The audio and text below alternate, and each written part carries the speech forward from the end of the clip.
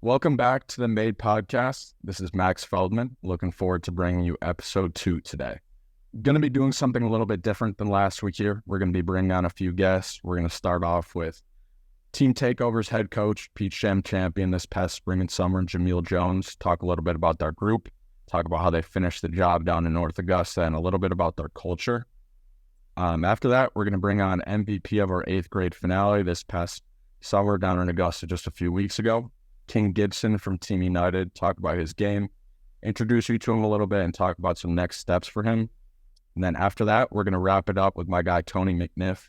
We're going to zoom in on the class of 2024, talk about some recruitments, maybe not the top guys up there, but some other guys that have risen throughout the spring and summer we think are going to continue to rise, not just for us, but also for college coaches. So appreciate you guys tuning in. Let's get right into it.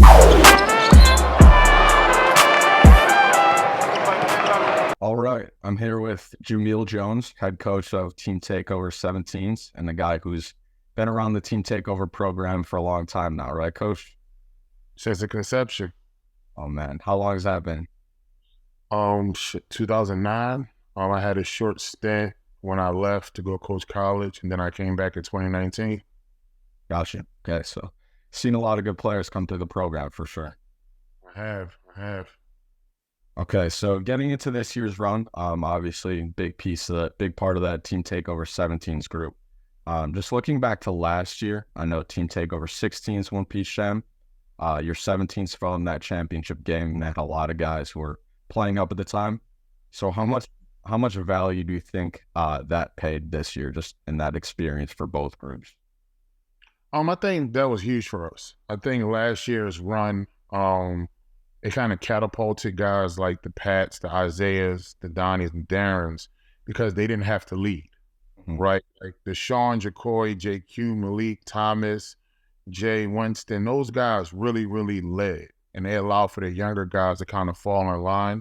So when it was their turn to come together with that 16s group that actually won it, it was more cohesion, right? Like now you have something to really play for. Yeah, absolutely. And that definitely showed out. You could tell big games when it came down to crunch time, you could tell those guys stuck together. We're always in communication like that. And even going a step further, I know a lot of these guys that were in that Team Takeover 17s group have been playing together since in our Made Hoops 7th grade, 8th grade stuff. How valuable do you think that was? And how much did you see that shine through?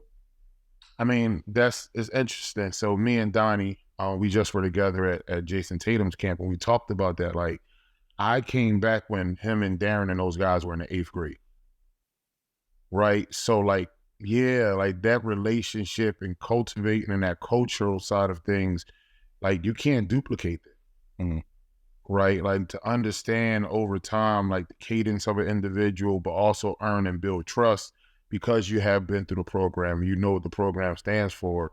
I think that's very important to our success. Yeah, absolutely. And I think it's rare for any group to stick together for 2-3 years, let alone since they're in 7th grade. So I think that definitely paid dividends down the line. Just getting into this year's group a little bit more.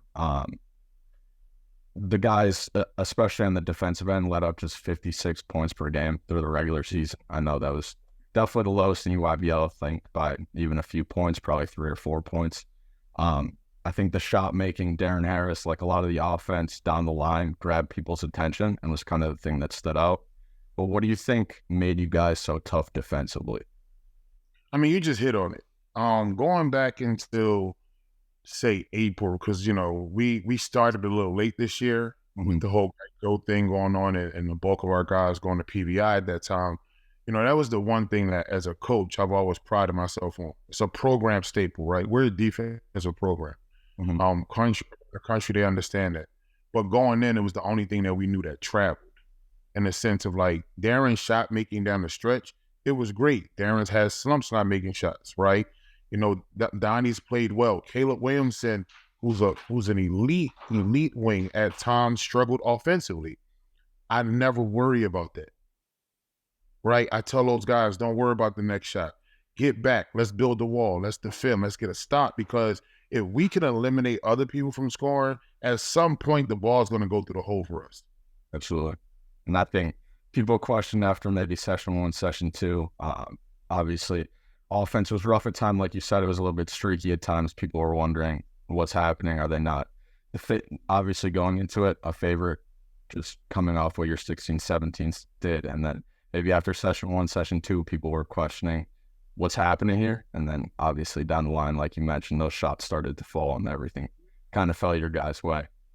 Just talking about the guys I wanted to key in on, especially one guy, Pat Ngangwa. I think his progression just this spring and summer was probably the big thing nationally that a lot of people were talking about. What do you think changed for him that led to that jump, and what did he mean to your guys' group overall? I actually want to go backwards a little bit. If anybody goes back and look, last year, the last session of the EYBL was Kansas City. That was when the first session, he was 100% healthy, right? We had extra games in Kansas City, right? We actually closed the year out 9-10, and that's how we got into the play-in game. Well, a huge part of that was him anchoring our defense, being a presence on the floor. When we got the Peach Jam, making that run, making it to the championship, he anchored that. And I just think having that trust and building that trust with me last year, playing through him, allowed for him to feel like he had an impact. Fast forward this year, right? As a program, as a team, we all understood our best basketball is when he is involved. Absolutely. Whether it's being stored in the post a few times, because it flattens the defense. Right now, I could take pressure off my guards from trying to get in the paint because he can also make reads out the post. And you're just so proud of the kid, man. Just overall stepping into the role, embracing it, and trying to thrive in that way. Yeah, absolutely. I think seeing his confidence rise throughout each session, just after obviously had a huge session 1 down in Atlanta, and then from there it seemed like, is he going to keep this going? And it seemed like every session he was doing more and more and more. So it was definitely clear to see his confidence rising throughout. You talked a little bit about Darren Harris to start, down the stretch, especially bracket play. I know he had an 0-for-7 game against Boo Williams, and then after that, rebounded by putting up 20 points per game over the final 3 games. What do you think makes him so dynamic when he gets going? And seems like he's been proven to be a timely shot maker the last 2 years, every time you guys need it. It's ironic. So my coaches always laugh. We had a shorter team than we normally have, right? So it was spurts when Darren led us in minutes. It was always comparable, 1 or 2 minutes. And I think for me as a coach, it was just a trust thing, right? Defensively, he is extremely sound, right? Knows the scout. He understands the principles that we're going to do defensively. And offensively, I just don't put pressure on him. He's showing how good he is. The thing about offense, sometimes you make shots, sometimes you don't, but we never talk about it. That's one thing we never do. Right. When it comes to the huddle, it's never a comment about his shot making. If anything, you're not rebounding, you're not defending. And that's across the board with all of those guys, not just him, right? If you look at the championship, Isaiah made timely jump shots. Absolutely. Right? He's another one where you never question that offensive ability because those guys are talented on that end. It's just when it's going to come together.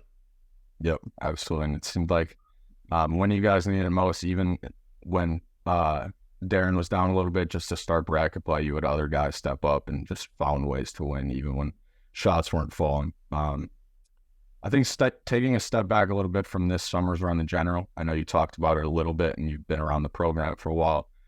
Just with Takeover's culture, being able to watch from 7th grade, 8th grade, freshman, sophomore, 15, 16s, whatever, there seems like there's just a few consistent themes that really no other program has been able to mimic just in terms of continuity.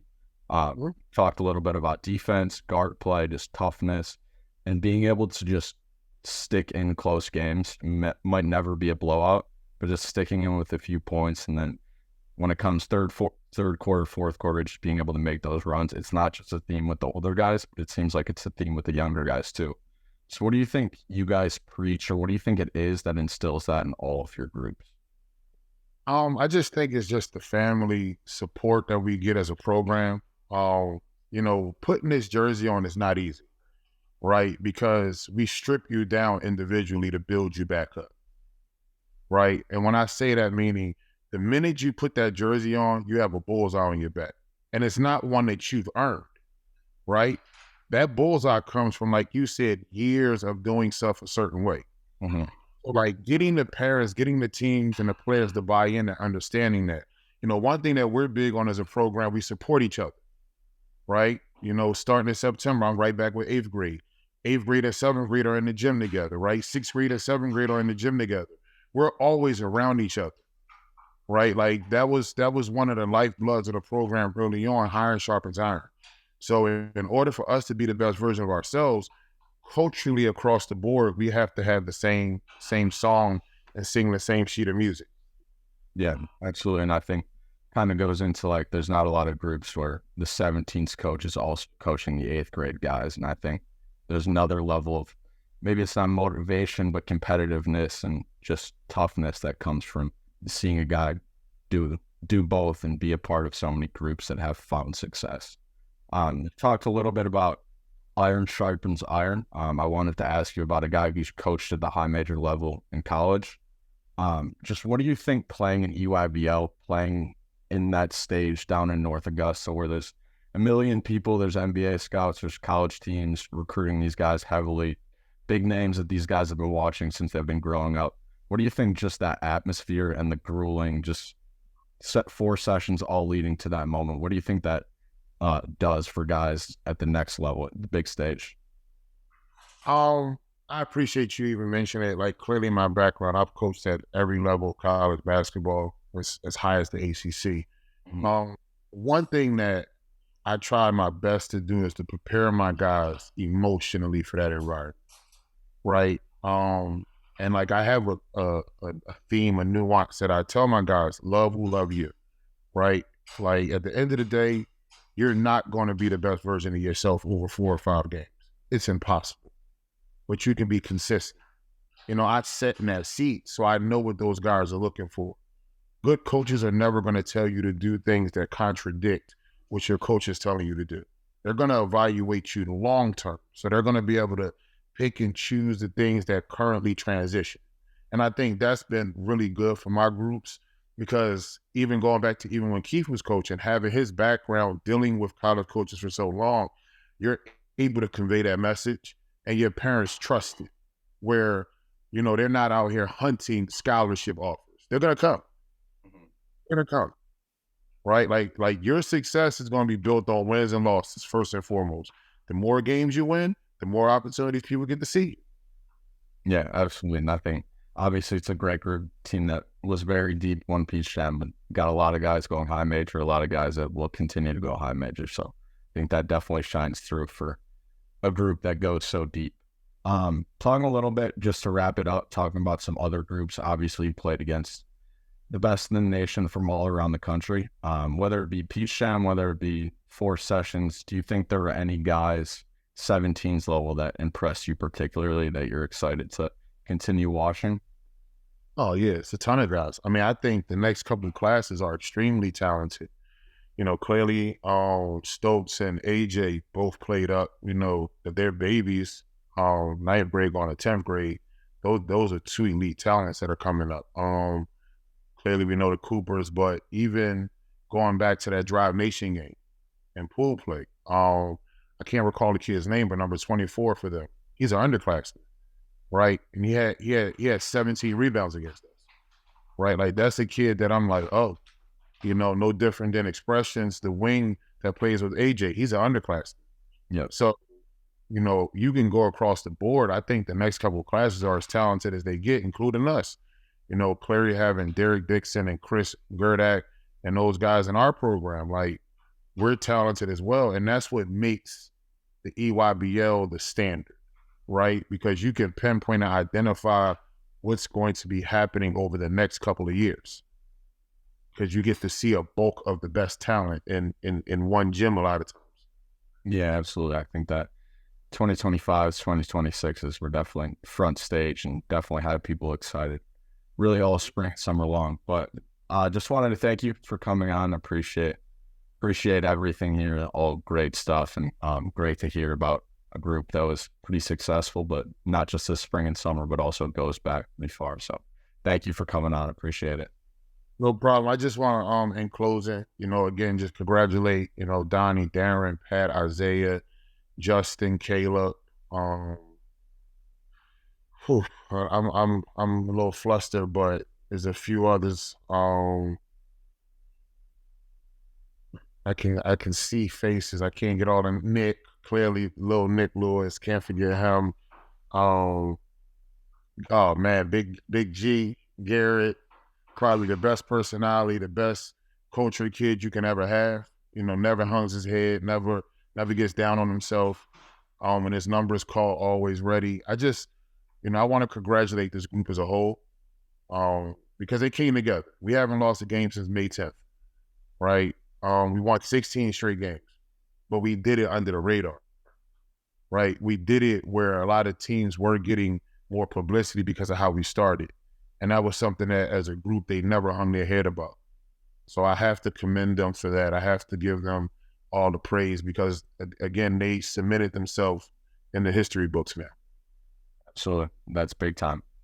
Appreciate it again, Coach. Thank you for it. We'll definitely be sure to have you on again sometime soon, hopefully with another Peach Jam championship to talk about. Anytime. Thank you. Thank you. Appreciate it. We're back here with the MVP of 2023's 8th grade finale just a few weeks ago down in North Augusta, and champion with Team United, King Gibson. King, appreciate you taking the time. How are you? Good. How are you? Doing good. Appreciate you taking some time. Just want to get right into it. Just to start here, obviously the big question, how did it feel seeing yourself after the game or watching it back on ESPNU? It felt good. It was a dream come true. I mean, it was my team. We all were just happy that we made it, happy that we won. That's all it was. Yeah, was that a little motivation when it came to the Final Four or something, being like, we got to get to ESPN? We got to win this. Rewinding a little bit back here to earlier in the winter, we saw you back on the East Circuit still with Team United. I think you were actually kind of our first Zoom in interview back then. You played really well. You guys had a nice start back in the winter. And then from there, it seemed like you guys lost a bit of consistency. Maybe were playing sped up and just a little up and down. So how do you think your game and the group since then just kind of evolved and got better? We all played high school. We all went battles. We all compete in practice. We all just made each other better. We wanted to win, so we had to fix all of those mistakes that we made in the East Circuit. Yeah, definitely seemed like you guys got better every time we saw you after that. So fast forward then a few months, like you said, you played some high school, and then fast forward to the spring, you played up with Team United 15s. And I know a lot of 2027 guys or younger guys in general, you get brought up and maybe you're like a bench guy or something like that. But you were one of the go-to guys, like one of the key players for that group. So what did those sessions kind of do for your confidence and for your game? Just seeing myself score against bigger guys, better guys, older guys, it boosted my confidence a lot. It made me want to score more. It made me feel that nobody can guard me. Yeah, definitely.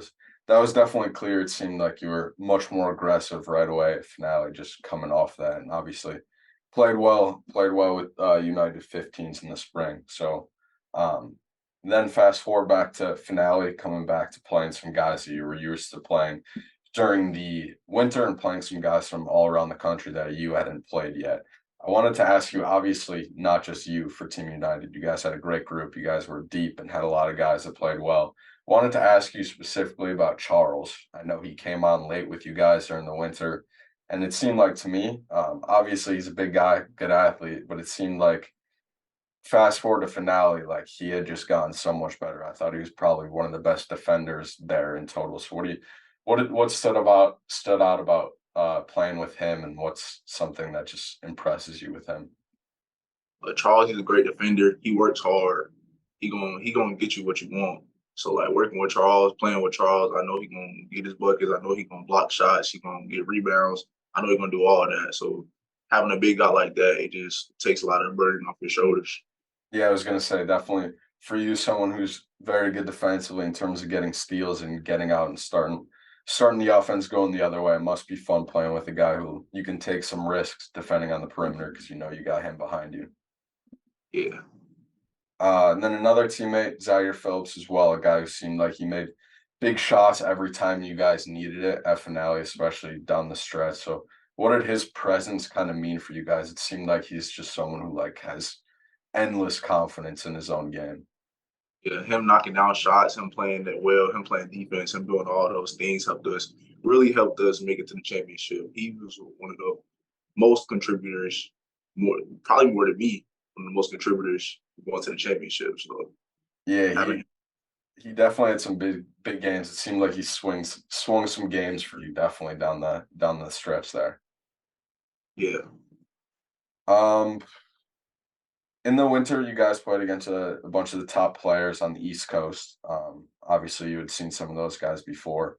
And obviously, the big thing with our 8th grade finale is it brings our East Coast, our West Coast, brings the spring circuit guys, everyone from around the country all in one place. So it was essentially probably like 75% of the top 2027s in the country. Any guys in particular that impressed you playing against them? Playing against them. Amani Asar, we played against him in the Yep. championship. Aggressive. He played great, played well. And who else? It was a lot. Cam Mercer, he's class 2028. Yep. He's tough. It was some guys that really stood out to me who we played against.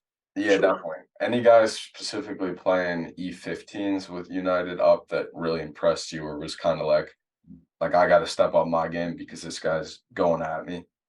I was playing with. Or against? I played against a lot. I played against Peyton Kemp, Jalen Mitchell, all 2027 guys who made me want to get better. Who was playing up 15s, killing. So I played against them, and it was like I just wanted to gain more confidence, get better, because I see what they was doing. Yeah, absolutely. Who do you think was the best player you played against spring or summer? Probably Jamal McKnight. Yeah, he's very tough. Yeah. Tough guy to stay in front of for sure. Seen you play a bunch now, and obviously you're a guy that people out in North Carolina have seen play for a little bit now. But for people who maybe haven't seen you play before, who are some guys you like to model your game after and pick things up from, just in terms of how you mold your game still? I like to watch Anthony Edwards. He's definitely tough. I like to watch Donovan Mitchell. Donovan Mitchell tough. I like to inspire my game by him. And a little bit of John Moran, just how aggressive he is. Yeah, all great ones. You got 5 offers already for a guy who hasn't played much high school basketball just yet. So how did it feel to get that very first one from Texas A&M? I felt great. I was happy. It You was see it coming, or was it out of nowhere? it was out of nowhere. I ain't see it coming. I wasn't expecting it, and it wasn't words that could describe that day for sure. Yeah, I'm sure that's awesome. And then obviously you're in a great little part of the country basketball wise. Are there any schools that you dream to get an offer of one day? Obviously, you said the first one's obviously huge, but one that maybe you got your eyes set on moving forward. I really want a Duke offer. It's my favorite. That's one of my favorite schools since little babies. Like me getting it would be amazing. Absolutely. And then just lastly here to wrap it up, you're headed to the Burlington School in North Carolina next year. What's your approach coming in? Obviously, you've had some experience playing up, so maybe it's less of a shock playing up against some older guys. So what's your approach just coming in, and what do you think are some parts of your game you're just continuing to try to improve? I'm coming in and work hard. I want to start shooting off the dribble more. And I want to start guarding people 94 feet, play some more defense, get some more blocks, just play big. Yes, sir. Absolutely. That's all I got for you, but I appreciate the time. We'll definitely talk again soon. We'll definitely hopefully have to bring you on again soon, hopefully next year after some more wins and some more offers. So I appreciate the time. Appreciate it. Thank you. All right, to close here, got my guy Tony McNiff here. We're going to talk about some recruiting a little bit, but before we get into it, Tony, how's it going for you? How are you? Good, man. How about yourself? Going good. Appreciate you coming on and looking forward to getting into this. I know it's been something that we've been wanting to do and been talking about for a long time here. For sure.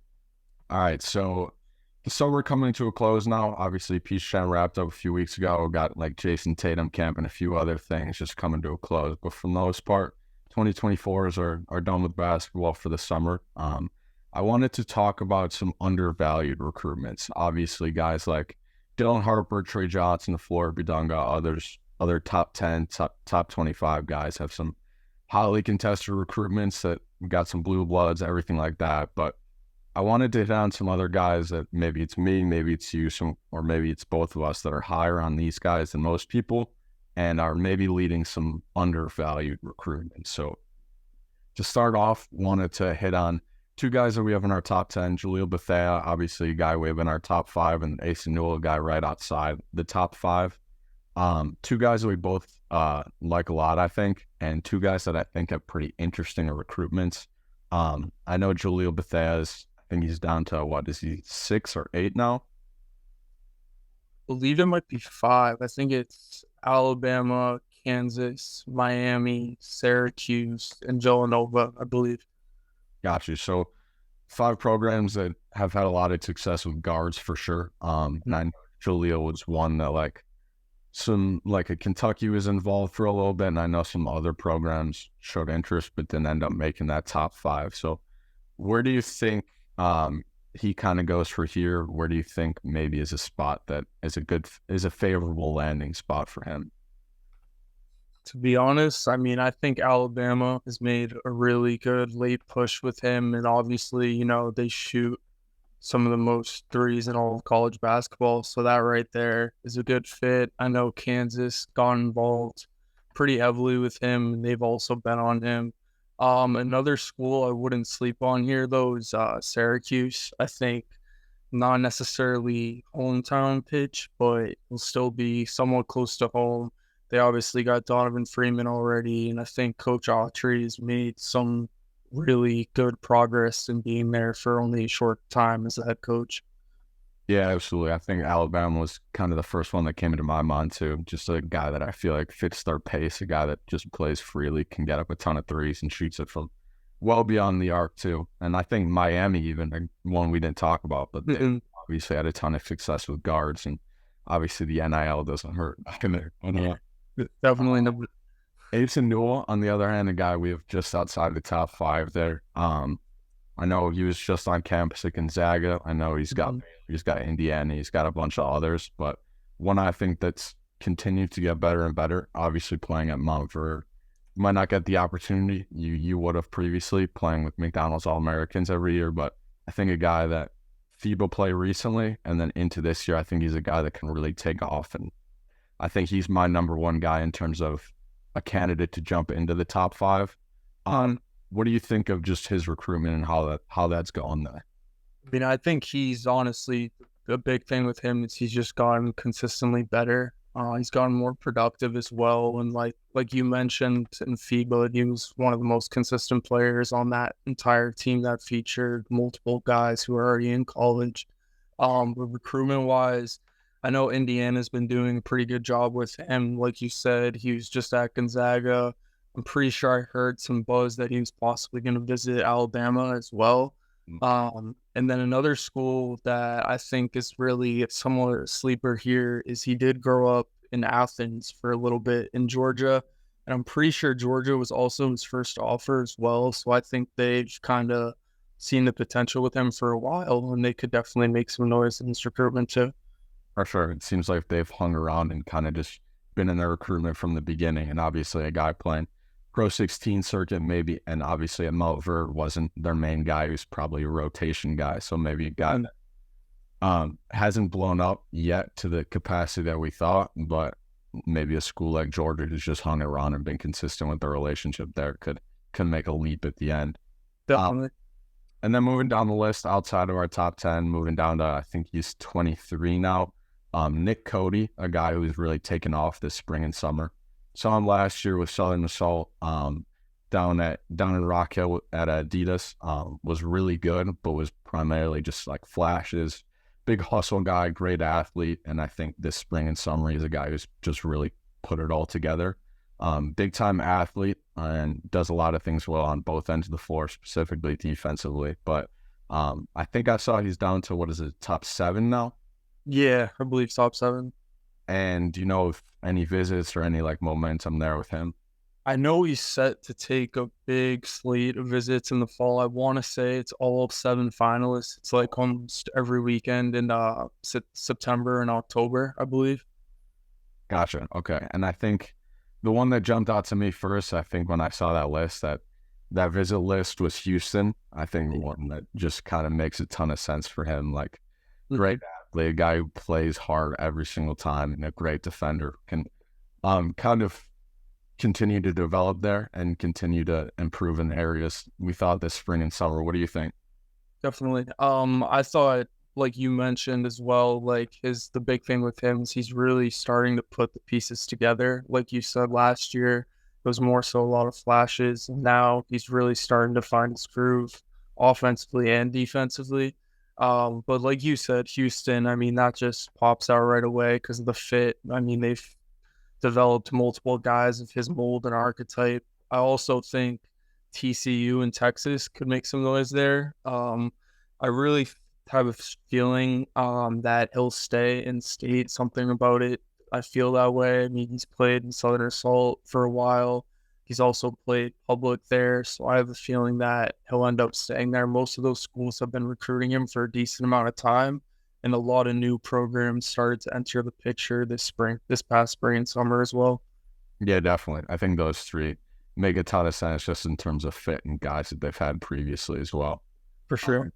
Moving down the list, a guy that I believe we have in the top 40 now, Bishop Boswell. I think it's super interesting recruitment.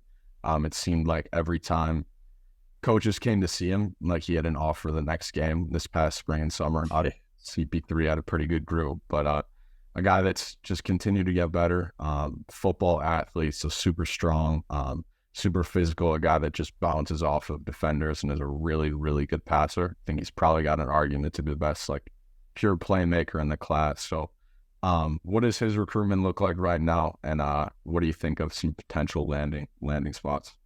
So I know he recently announced that he was down to Georgia, Xavier, Missouri, Wake Forest, Tennessee, and South Carolina. I believe Wake Forest has been on him for a decent amount of time now. Obviously, they're an in-state program there. They've seen a decent amount of the flashes with him back last year primarily, and now he's really, just like you said, he's consistently getting better and trending upwards at a rapid rate. So I think Wake Forest, they're in a good place right now with him. Another school, I know they jumped into the picture kind of late, but I know Boswell talks very highly of them, and now it's Tennessee. So I think they made the final 6, so I also think they can make some noise there as well. Yeah, definitely. I think Tennessee would make a ton of sense, and I think a guy that would really thrive in the SEC as well, just playing in that physicality, playing in that tempo. Definitely. And I think also he's just going to be a guy that's looked back upon as kind of like an undervalued recruitment in terms of just college impact, because 100%. In a class like whether it's Zoom Diallo or Jace Richardson, 2 guys that were on the West Coast at least, he kind of just pops as like the best pure playmaker, the guy that I think I would feel comfortable putting the ball in his hands like as a freshman and kind of figure it out. So yeah, I think that's a super interesting one with obviously a lot of schools from different areas, different conferences there. Moving down a little bit, another interesting one I wanted to talk about, and a guy that I know we're much higher on than the rest of the industry, is Sha'Carri Harris, down from Atlanta, down in Georgia. What do you like about him? What do you think of his recruitment right now? I mean, I think he's another guy who's gotten just steadily better over the years. I mean, he's got a pretty solid build as an athlete. He's a good shooter, filled with bursts, capable advantage creators. So there's a lot he's been able to do on the offensive end.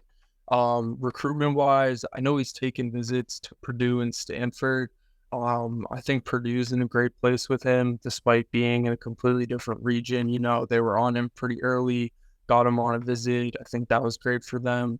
And I know also Virginia Tech Cincinnati and Miami also offered this AAU season, and I'm sure they're going to make a hard push for him as well.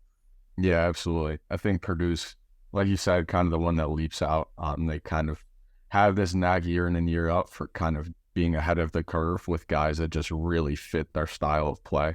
And Exactly. Hard, just lights out shooter, super crafty, kind of has a mature approach to the game. Just that seems sped up. So I think one that would definitely make a ton of sense there. But interesting to see how that one played out and see if any of those guys that got on late this spring and summer can make a run here.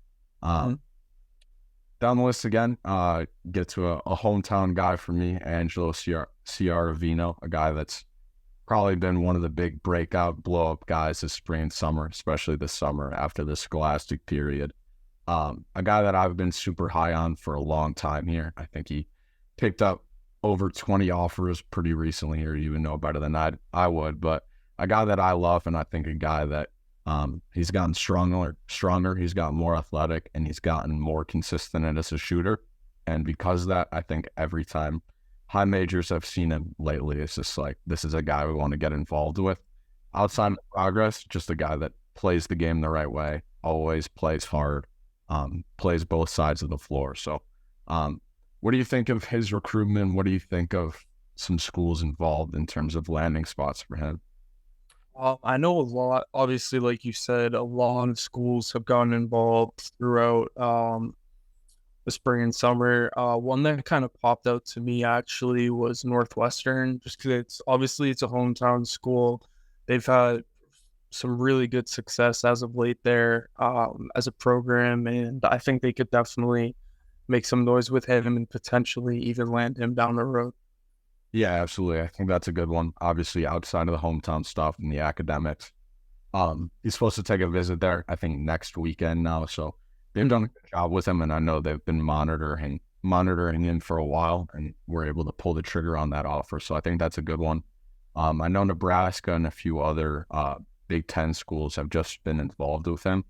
I think he's one that, like, maybe come early August, once coaches get off the road and they're able to like really evaluate their 2024 boards and who they think they can get.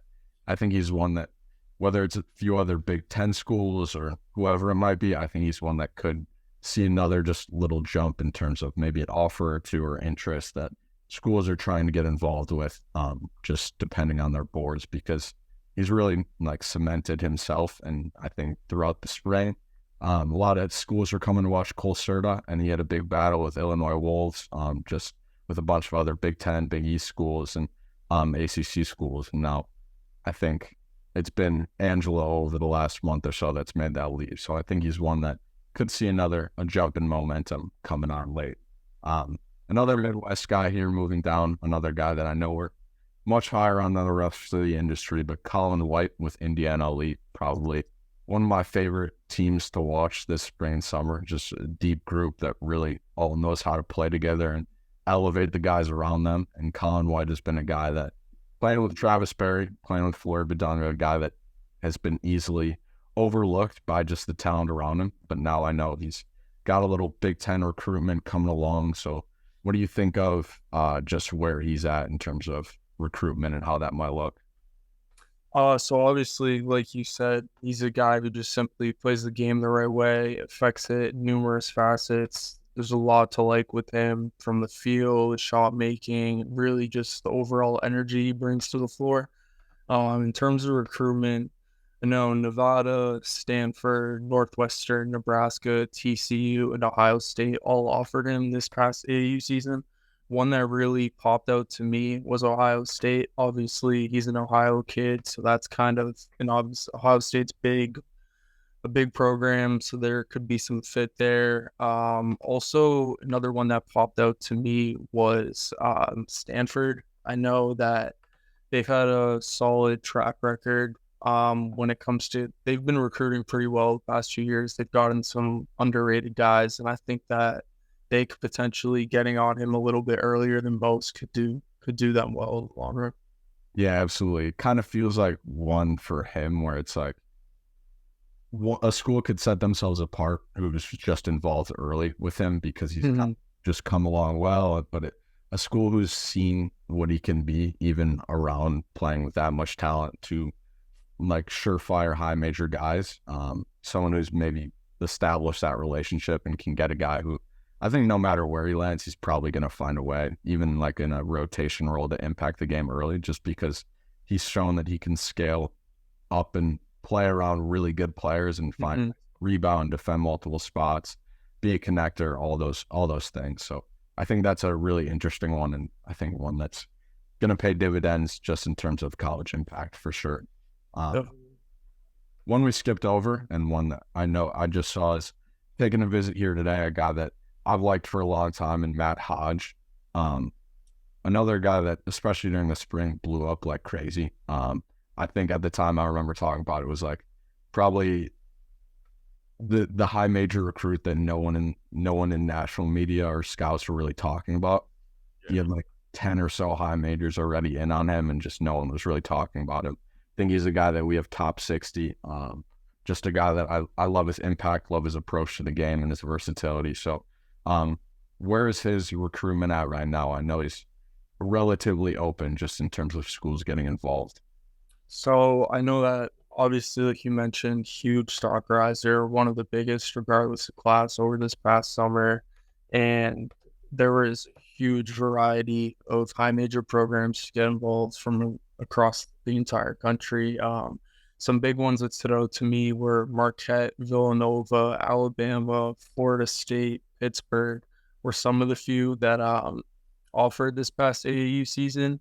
I know, like you said, he's starting to really get down into visits, do more with that, and starting to really build his relationships with coaches. A couple of the few schools that stand out with me are Seton Hall and Maryland. There are two that kind of stand out a little bit just because obviously they didn't offer crazy early, but they were getting involved earlier than most schools, and they were kind of two of those schools that really saw the upside with him and started to make him a priority in their 2024 class. So I think those schools can make some noise. But in terms of just general recruitment, it seems like he's going to kind of play it out, take some visits, and really weigh out his options because he has so many at this point. Yeah, absolutely. And I think for him, being a guy coming from Belgium, being an overseas guy, I don't think the recruitment stuff seemed all pretty new. And I think because of that, I think he's definitely going to play it out a little bit and just figure everything out in terms of those relationships and what he's looking for, because it is also new. And I think the other one, the first offer he got and the first visit he took was to Old Dominion. Obviously, his dad had scored over 2,000 points there and had a very, very good career there. So I think that's maybe a sneaky one. Maybe we'll see what he's looking for down the line, but that would obviously be an awesome get. And I know he's visiting Villanova these next few days. So I think that's one that, just in terms of what Villanova has done in the past and maybe what they're trying to bring back, just a guy who just plays the game the right way, super fundamental, and just plays hard as hell every game. I think that would be a really, really good get for them. Finishing out here, the last one we got is Josh Hill, a guy who's played with a few different teams this spring and summer and ended the season really well with Wheeler, a guy that I didn't honestly really know about till late in the season, but 6'10", 6'11", great measurables, great athlete, and has shot the ball in flat and different spurts and had his moments just in terms of flashing that upside. So what do you think of him? Obviously a guy that's kind of in between making that jump between a really strong, like high major recruitment and still has some of those mid majors involved. So, I mean, Josh, like you said, he's another guy who just completely blew up throughout the spring and summer. The main thing with him is really just the blend of measurables and floor spacing flashes. That's really what pops most to me, and most likely the college coaches that are offering him. I know some of the high majors that got involved this spring and summer were Arizona State, Marquette, California, Xavier, DePaul, and a few others. Also, he's added offers from a whole entire slew of mid-majors as well. So there's those options.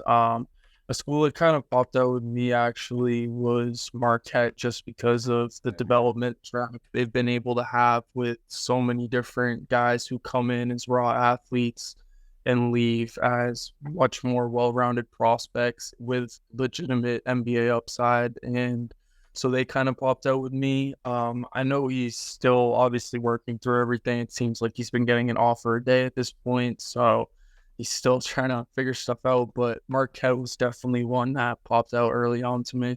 Yeah, absolutely. I think that's same for me. One that makes a ton of sense just in terms of what Shaka Smart has done developmentally between Marquette, between Texas, guys that he just loves to invest on and bet on.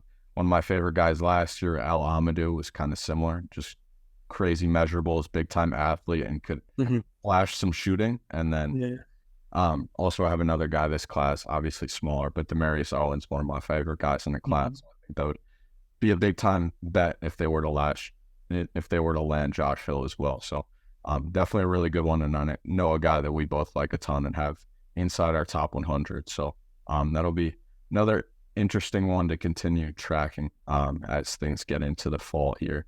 But that's all. I appreciate you coming on. Definitely we'll be doing this again soon.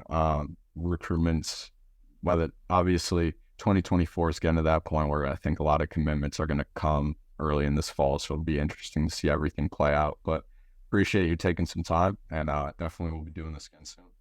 For sure. Appreciate you having me.